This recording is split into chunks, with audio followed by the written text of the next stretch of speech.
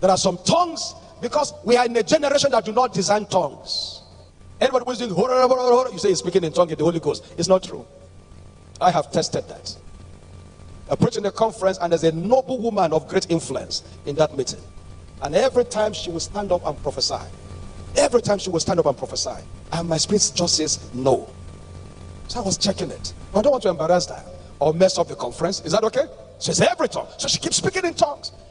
When someone is preaching, she will stand up and speak in tongues, speak down, roll. I said, "Thus saith the Lord."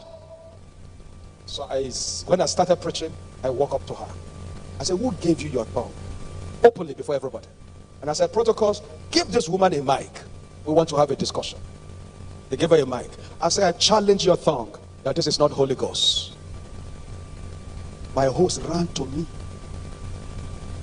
and whispered, "She's an important woman. You can minister to her after service. This is embarrassing. Everybody knows her here." So I told my host, I said, "I'm sorry. I wouldn't mind not to be back here, but let me defend the faith for once. For once, let me defend the faith. We can't keep managing what is killing the church in the name of not wanting to embarrass somebody." I said, "Let's defend the faith for once." So my host, of course, I'm sure she was angry. He was angry. I said, "Mother, can you tell everybody that this tongue is not from God?" She said, "How do you mean, sir?" I said, "Okay." I said, "I'm just asking you 2 more times. If you don't respond, I will tell you how I mean by what I will say next." So I asked her the 2nd time. By the time I asked her the 3rd time, she said, "Yes, this tongue is not from God. It's from our coven." She's an ordained minister in that church. For lack of discernment, we have ordained strangers to minister on our pulpits.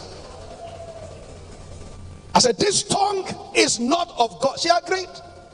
And she started confessing. The biggest shock we had was that she's so revered in that church that I have to come back and do 1 month teaching to stabilize the church, because nobody could believe her confession. Cases of death in the congregation, she was responsible.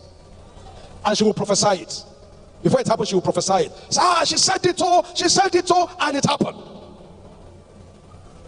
I'm just everything she sees will happen.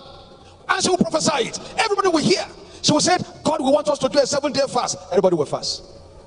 But what she saw will still happen. It's, "Mommy said it all. Mommy said it all." Every tongue risen against your life is condemned here today.